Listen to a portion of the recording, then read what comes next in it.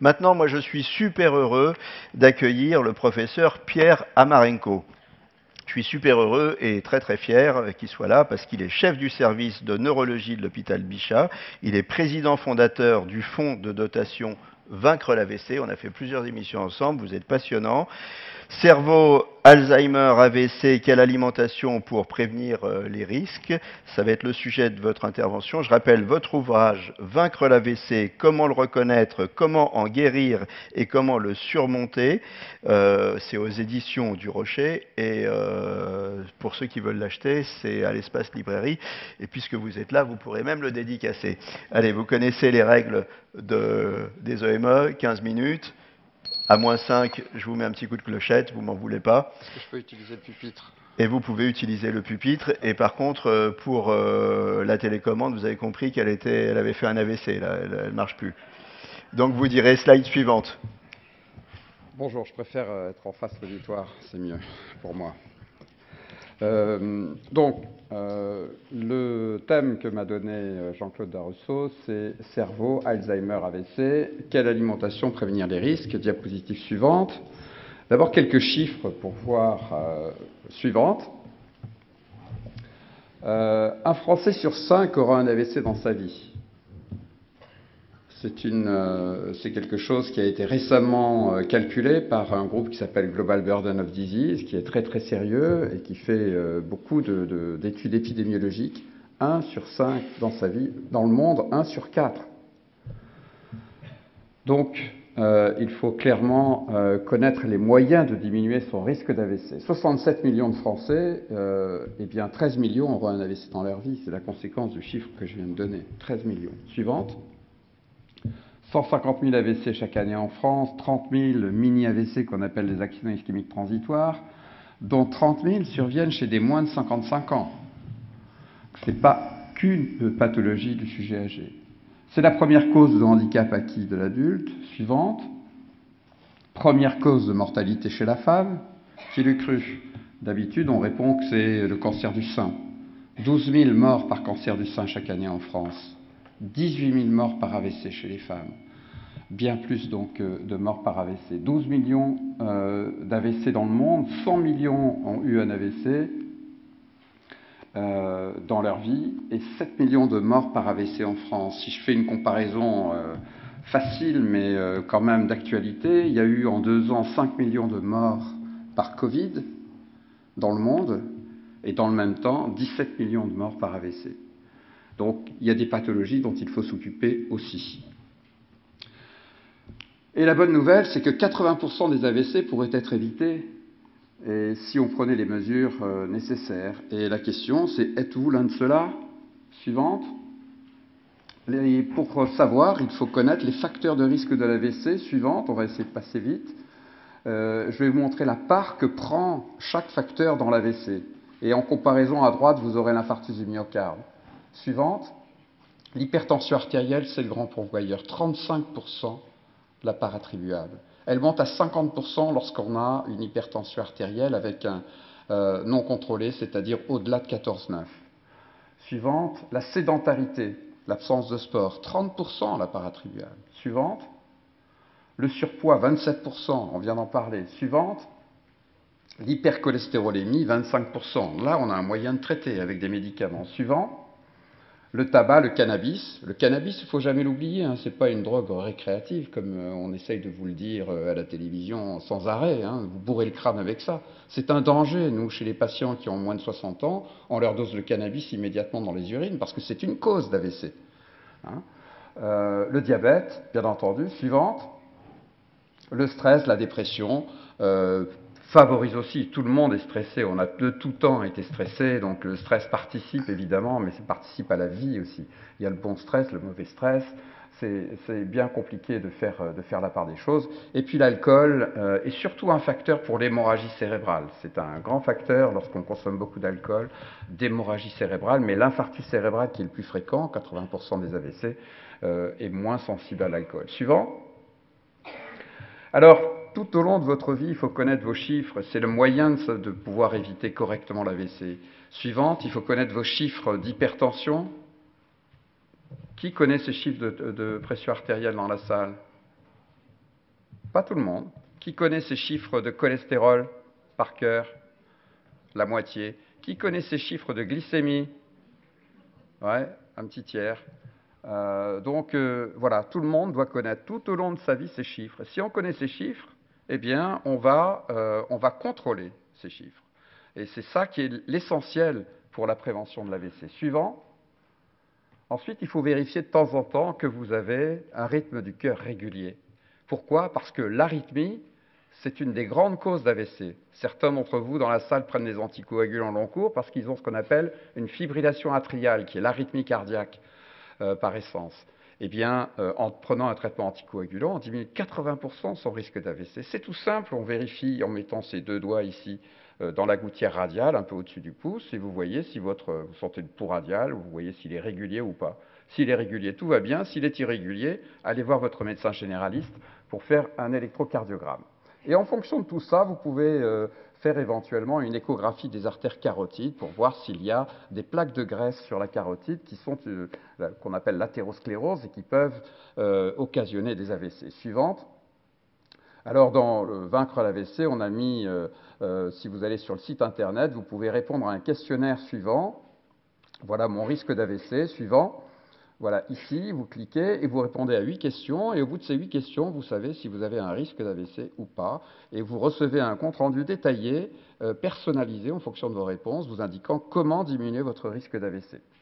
Alors, cette diapositive, pour finir avec ce qu'on appelle l'épidémiologie, c'est le risque qu'on a sur toute une vie d'avoir une maladie neurologique. Et vous voyez tout en haut à gauche, en anglais stroke c'est AVC, et démentia c'est démence, vous avez Alzheimer dessous. Vous voyez qu'une personne sur 5, si on prend les femmes, 1 sur 5 auront un AVC, 1 sur 5 auront une démence à l'âge de 55 ou de 65 ans, comme c'est écrit là. Pour le Parkinson, à 65 ans, les personnes de plus de 65 ans, 1 sur 25 aura un Parkinson. Démence ou AVC, à 65 ans, on peut dire qu'un tiers des hommes et une femme sur deux auront soit une démence, soit un AVC. Donc, et on a les moyens, comme je vous l'ai dit depuis le début, de réduire ce risque de 80%, à tous les âges. Vous voyez à droite, sur le graphique, une femme de 65 ans, eh bien, elle a 17% de risque d'avoir un Alzheimer et un peu plus de 20% de risque d'avoir un AVC. Et vous avez tous les âges, femmes de 75 ans, de 85 ans. Et ensuite, les hommes, vous avez la contrepartie, en bleu foncé, Alzheimer, en bleu clair, AVC. Et puis si vous regardez tout en bas, hypertension à l'âge de 65 ans, quelqu'un qui a une hypertension non contrôlée, au-delà de 14,9, 9 chances sur 10, enfin 9 risques sur 10 d'avoir un AVC dans sa vie. Donc que ce soit un homme ou une femme. Donc l'hypertension artérielle est le facteur majeur. Suivante. Qu'est-ce que l'AVC? Rapidement, voilà, il y a l'infarctus cérébral, c'est une artère qui est obstruée et qui donne cette zone grise là, qui est l'infarctus cérébral, c'est-à-dire une zone non irriguée. Suivante. Il y a l'hémorragie, une artère qui éclate sous le coup de l'hypertension artérielle habituellement, c'est 18% des AVC. Suivant. Et puis 2% des AVC, c'est une rupture d'anévrisme que vous voyez là sur la bifurcation d'une artère. Sa petite hernie éclate et donne une hémorragie méningée qui est souvent mortelle dans 50% des cas et qui concerne 2% des AVC, très souvent des sujets jeunes d'ailleurs. Suivant. Alors, les symptômes, tout le monde les connaît très vite. Suivant. Les troubles moteurs. Suivant. Les troubles du langage. Suivant. Les troubles de la lecture. Suivant. Les troubles de la vue et les troubles de l'équilibre. Ce sont les symptômes qui doivent vous orienter vers un AVC. Suivant. Les troubles de l'audition, c'est très rare. Suivant. Ça, ce sont les causes potentielles. Donc, une plaque de graisse dans la carotide ou une origine cardiaque. Suivante. Carotide que l'on peut évaluer avec une échographie, exactement comme on fait une échographie gynécologique. Sur la carotide, on voit les plaques sur les artères carotides. Suivante. Suivante. Et ça peut s'opérer, ça peut s'enlever. Suivante. Les causes cardiaques, donc, avec l'arythmie, qui peuvent entraîner une embolie au cerveau. Suivante. ou bien les petites artères sous l'effet de l'hypertension artérielle qui peuvent se boucher ou éclater pour donner soit un petit infarctus, soit une hémorragie. Suivant, voilà ces plaques de graisse qui progressent, suivante, et qui se compliquent. Vous voyez sur les deux schémas du bas, vous avez une ulcération qui se fait sur la plaque de graisse. Il y a des plaquettes qui arrivent pour boucher cette ulcération, pour faire le pansement si vous voulez, mais parfois ce caillot devient très gros et bouche l'artère et donne l'infarctus cérébral ou l'infarctus du myocarde, c'est la même chose. Suivante, alors comment éviter ces plaques de graisse? Il y a tous les facteurs que je vous ai dit qu'il fallait maîtriser, et l'alimentation peut également être intéressante, notamment la première des choses, c'est qu'on peut manger de tout. Hein, il ne faut surtout pas se priver de manger de tout, ça n'a aucun sens, c'est le plus mauvais des régimes. Mais il faut inclure les classiques 5 fruits et légumes par jour. Il faut préférer le poisson ou le poulet plutôt que la viande rouge, ça réduirait le risque d'AVC de 21%. Donc c'est une façon de choisir son alimentation, mais la viande rouge c'est bon aussi parce que ça amène du fer, et le fer c'est bon parce qu'il y en a besoin pour la fabrication des globules rouges. Le régime végétarien, dans cette étude qui est récemment sortie, ne montre pas de bénéfices comparativement aux mangeurs de viande. Donc il y a quelque chose là comment dire, un mythe qui disparaît.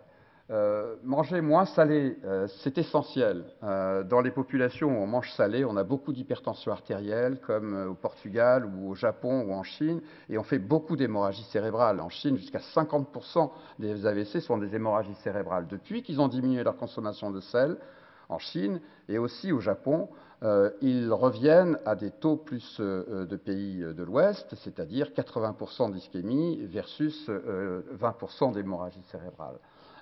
Diminuer sa consommation de sel, c'est essentiel, notamment lorsqu'on a une hypertension artérielle. Il ne faut surtout pas ressaler. Une étude vient de montrer que substituer le sel par un sel de régime qui contient du potassium à la place diminue le risque d'AVC de 17% et d'hémorragie cérébrale de 30%. Je rappelle que les plats préparés, les plats en conserve, contiennent beaucoup de sel, et donc il faut s'en méfier, il vaut mieux préparer la nourriture soi-même, c'est toujours mieux.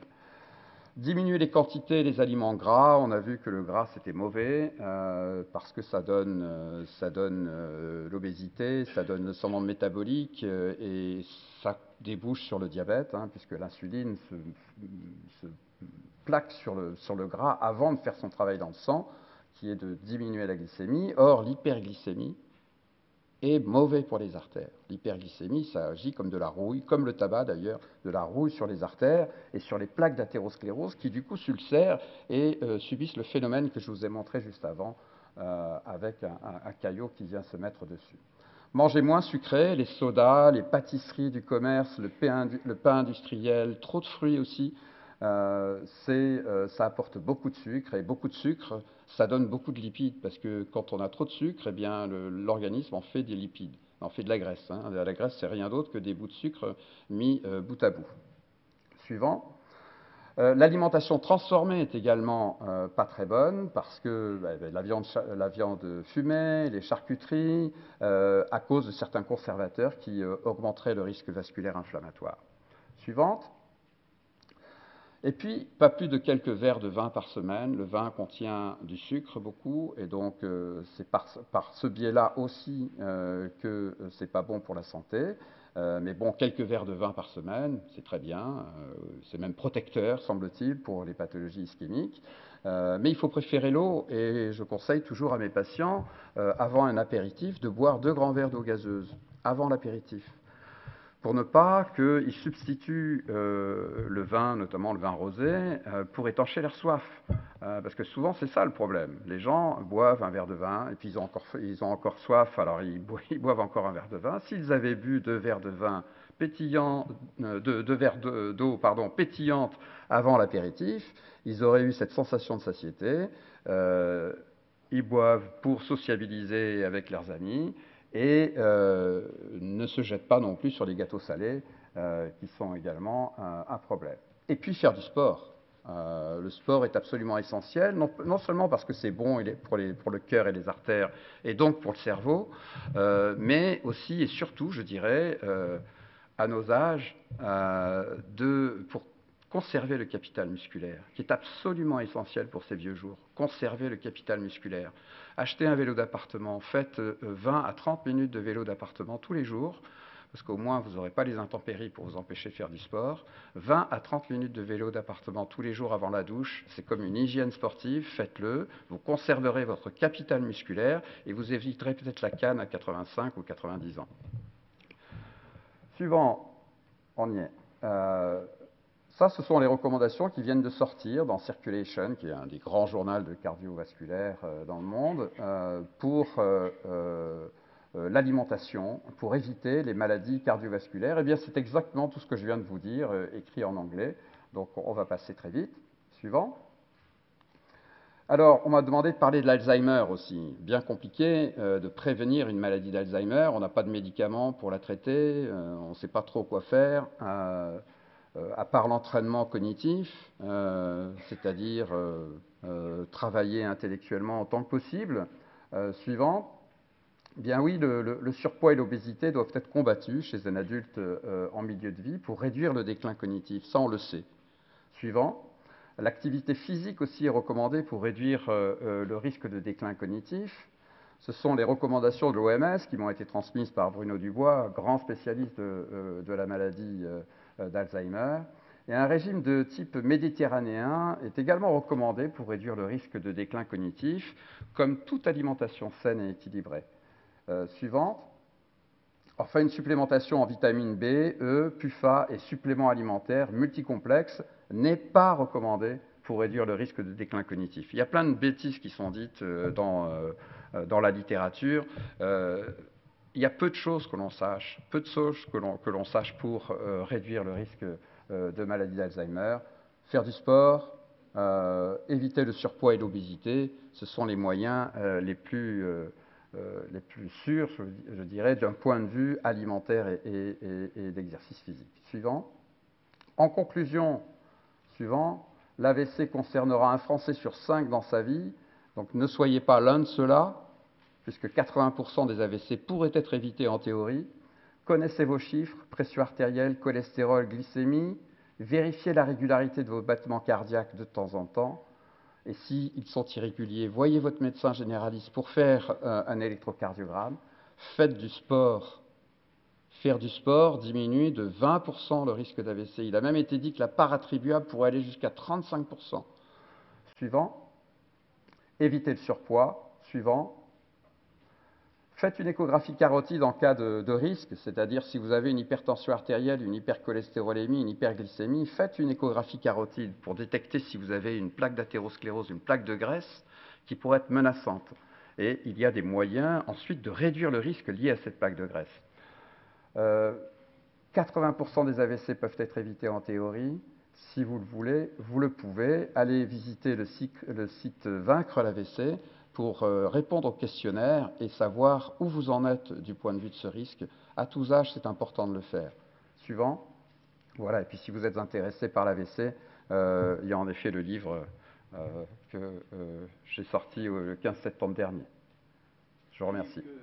Un livre que je vous recommande chaudement, et on applaudit le professeur Amarenko, qui nous a fait l'amitié de venir, et qu'on retrouve à la pause. Hein. Vous signez, il faut qu'il l'achète votre bouquin, parce que, comme vous le disiez, l'AVC, 80% évitable, hein, donc c'est important de lire et de s'imprégner comment éviter cet AVC.